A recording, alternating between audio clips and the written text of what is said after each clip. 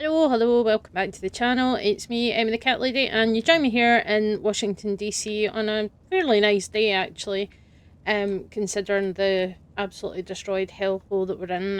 This place is Hochum with super mutants, so be aware. We're right outside Foggy Bottom Station, so I thought it would be good to cover some of the kind of interesting locations in the capital wasteland, especially some of the more fun unmarked locations. So we're starting off in the Georgetown area of DC. So Washington DC and Fallout 3 is broken up into these islands, and there's a lot of locations in the metropolitan area, but you do have to go through the sewers and the metro tunnels to get to them. So easiest way to get here is to go through the tepid sewers, and you'll end up at Georgetown North. There's also Georgetown South, and then there's which I think we've also got Foggy Bottom Station right here. It's another way to access it. And then I've just come across there's the C&O Canal there. So we are paying a visit to 2026 Bradley Place. That's the address, not the year. Which is right here, and this house belongs to the McClellan family, but no solicitors please. So we've got this 3-story townhouse, red brick, looks quite cosy. So this is where the McClellan family lived, and also Muffy the dog, as well as their trusty family robot. So if you head round before we go inside. Yeah, just imagining things. I love the Tesla cannon.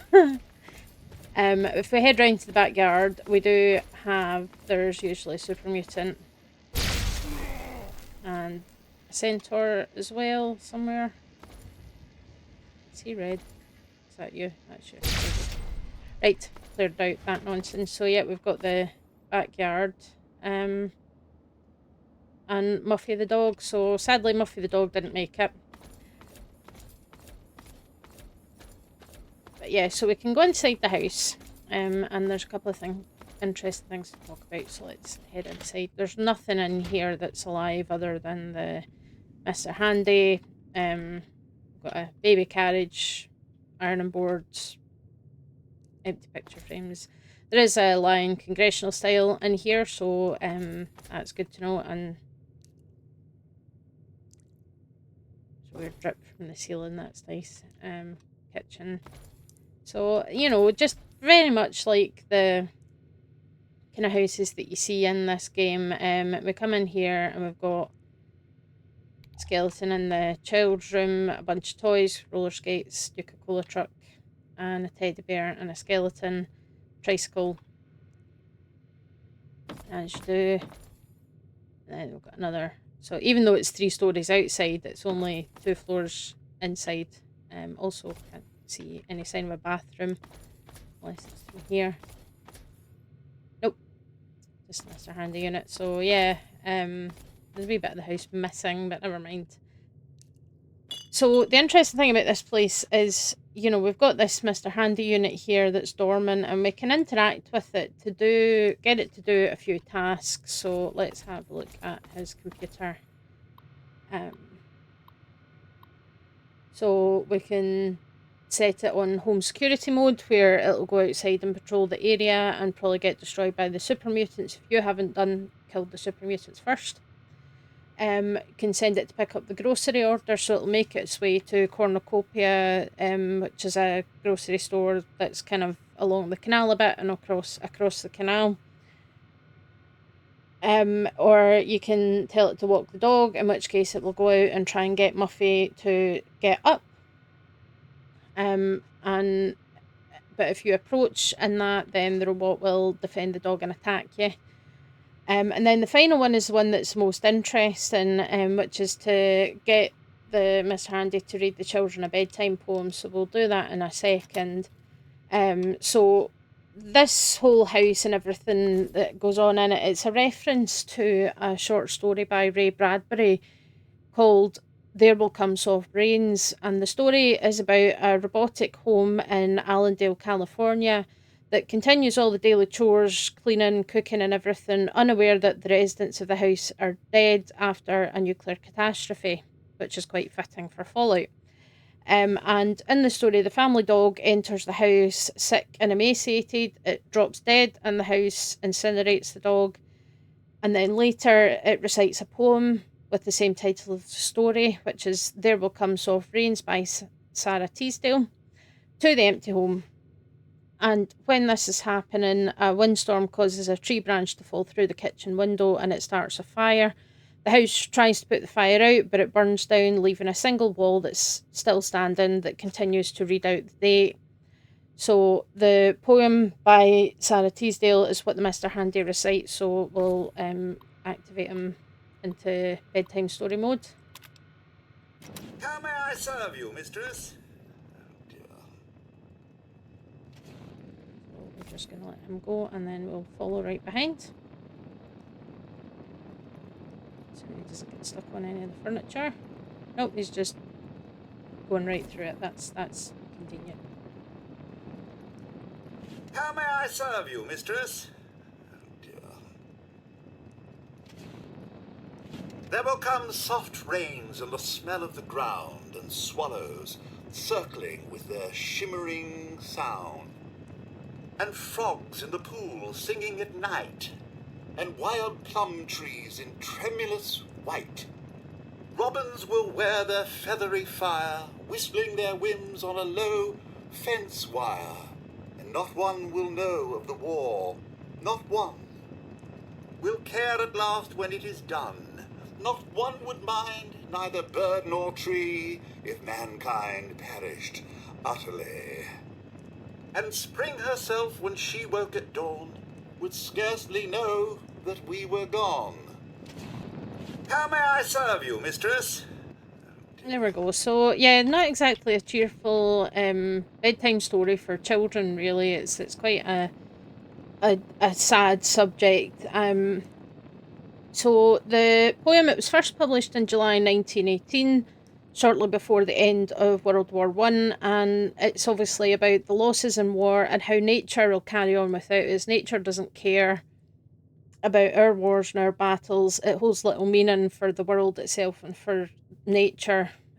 She's going to carry on regardless. Life is going to carry on regardless. If all humans perished, nature wouldn't care. That's kind of what it was, and it is an anti-war poem. But it was written in a way that was subtle enough to evade the Sedition Act of 1918 in the US until the act was repealed in December 1920. So, people that were kind of complaining or publishing complaints about the war and things weren't looked on too favourably. And sedition was harshly punished. So, I think the skill of a good writer is to be able to get their message across in a way that can be subtle enough that maybe, they can get their message out there without it being noticed when they're speaking out against something that they disagree with, which is very interesting. In the First World War, we have to remember it had a huge impact on the world. Not just in the sense of, political issues and what happened subsequently, but even just the sheer amount of lives lost in that time period. It's quite staggering. So the combined civilian and military deaths during the First World War is somewhere in the region of about 17 million. So the Allied nations, which is France, the UK, US, Italy, Russia, Japan, and several others that fought alongside us, lost 9 million people. The Central Powers, which was Germany, Austria-Hungary, and the Ottomans, again, and others, lost 8 million people. But the poppies still grew in Flanders fields because nature doesn't care. And then after the war, an estimated 25 to 50 million more people died, and some people think it could even be up to 100 million people that died in the flu pandemic that broke out between 1918 and 1920. I was kind of told about it as the Spanish flu.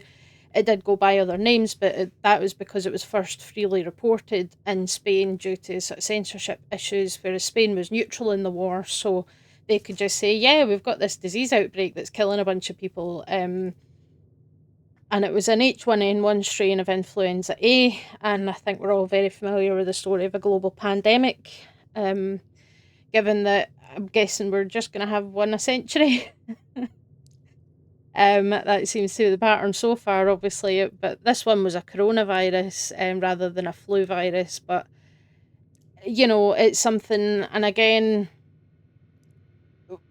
a lot of people died in the space of a few short years on top of just normal death rates, because obviously people die all the time from age, disease, whatever. But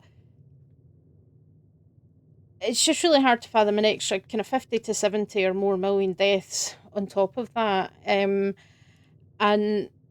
for a point of comparison, I mean, the entire population of Scotland right now is about 5.5 million people. So, that's basically 10 Scotlands at least that died in just a few short years. It's kind of crazy, I think. But even the address of the house is a reference to this short story. So we'll head back outside, because I say the address is here is 2026 Bradley Place. So, it's kind of named after Raymond Bradbury. The name is kind of a reference there, and the short story itself was published in a book of short stories called The Martian Chronicles, sci-fi book where each chapter is a short story set sometime in the future. So the story that we're talking about here, it was originally set in August 2026, but depending on which edition of the book you've got, a new edition was published in 1997, so all the dates were pushed forward by 31 years. So when a new edition was published in 1997, the dates were all pushed forward by 31 years because 2026 was getting closer, so they pushed them all forward because it was still science fiction that was potentially quite far in the future. Science fiction does often end up becoming science fact, sometimes in good ways, sometimes in less good ways. So, it's kind of an interesting one, and I think I'm actually going to look up that book because it sounds really interesting. I'd quite like to read it, but my TBR, my to be read list keeps growing instead of shrinking. But anyway, so it's all kind of a reference to this short story that was inspired by the poem. So the poem was published first, and it's quoted. That poem is what the house reads to nobody, because the house doesn't realise that the people that lived there are gone. So it's this, that if you why are we going through the ground? What's happening with this camera? And it is, and again, it's very, very thematic for Fallout, because obviously we have this cataclysmic world-ending event, with the nukes and things, and that nature carried on without us, evolving and adapting to the new environment and everything. But humanity has continued, at least now. But I think the kind of point is that nature doesn't care about, petty squabbles or politics or, who owns which piece of land or whatever. Nature doesn't care about any of that, and will continue regardless. So if literally every single human being on the planet just disappeared, nature would just keep going anyway, because it doesn't really care that, we're not any more significant to the forces of nature than any other living thing is, and being anti-war, because then it's like, well, what's the point in just killing each other over stuff that doesn't really matter to the world and things. So it's a very interesting sentiment, and I think it's very much on theme for Fallout as well. Again, that that theme of war never changes, which does, it's not just a slogan, it's an idea that comes back again and again and again in the games, where we're exploring what war means and what happens and how humanity carries on, but how humanity also doesn't seem to learn the lessons of the past and keeps making the same mistakes over and over again in these conflicts and things. And that's definitely something that we see. Like a lot of the major factions that we come across in the games, like the Brotherhood of Steel, they keep opening up and working with society, and then they close themselves off again, and then they end up having these disagreements and civil wars and all that kind of thing. It's very, very interesting. So yeah, if you've never been to this place before, it's in the Georgetown area, so just along from Foggy Bottom, which isn't shown on this map for some reason. So we are actually quite close to the old White House and Pennsylvania Avenue and things. But yeah, it's quite a cool environment this as well, because we've got these nice like red brick townhouses and some of them are painted blue. But just there's so much wreckage about as well. And then we've got the back garden area. Well, backyard is yeah, I seen a thing recently where people were a bit confused about, when we say in America they say backyard, we say back garden, even if there's not a lot of plants or anything in it, it's still typically called a garden here. But anyway, yeah, so that's a kind of short one there, but I think it's really interesting to see, there's some really interesting references and things that have been snuck in, and this is an unmarked location. It's not on, you can see it on the local map, but you can't see it on the world map. It's an unmarked location, so that's sometimes where the most interesting little secrets are hidden away in this game, which I really like. So we will be exploring more, because there's a couple of other ones in this area, in the Georgetown area, that I'd like to talk about as well. There's quite a bit here. We've got this, there's the canal. I mean, the C&O canal is here. It's listed as a location, but there's not really anything to say about it. It's a canal and there's a little bridge across it, and signs for the metro. There is access to a sewer tunnel down here as well, which we'll talk about at a later date. And don't worry if you fall in, there is a ramp. Somebody's put a ramp here so you can get back out of the canal if you happen to fall in. And oh look, we've got some Vault-Tec posters, Civil Defence Administration.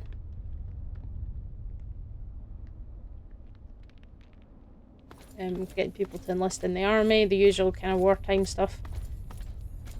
And Captain Cosmos and Jingles the Moon Monkey, so that's fun. So yeah, it's quite a cool wee area here in Georgetown. I do like it, and I love exploring all these little secrets and literature references and things like that.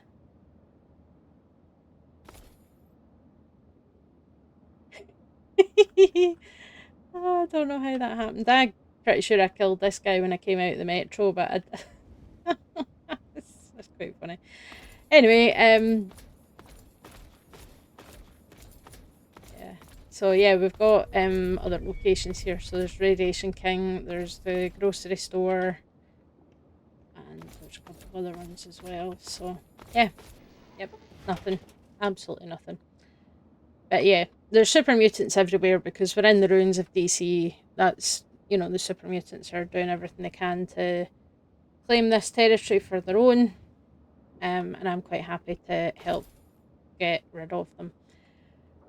So, yeah, that's the first location in Georgetown. I say there's a couple more that I want to talk about in future videos. So, hopefully you will come back for that on Tuesday. I have had quite an influx of new subscribers over the weekend, which is very exciting. I'm glad that people are enjoying my videos and interested in seeing more. So if you haven't subscribed already and you want to see more, then please do. Everybody's welcome, and I will be back on Thursday to talk about the next episode of the TV show, and then on Saturday we're going to talk about some more humanish mutations and enemies in Old World Blues, so hopefully you'll come back for that.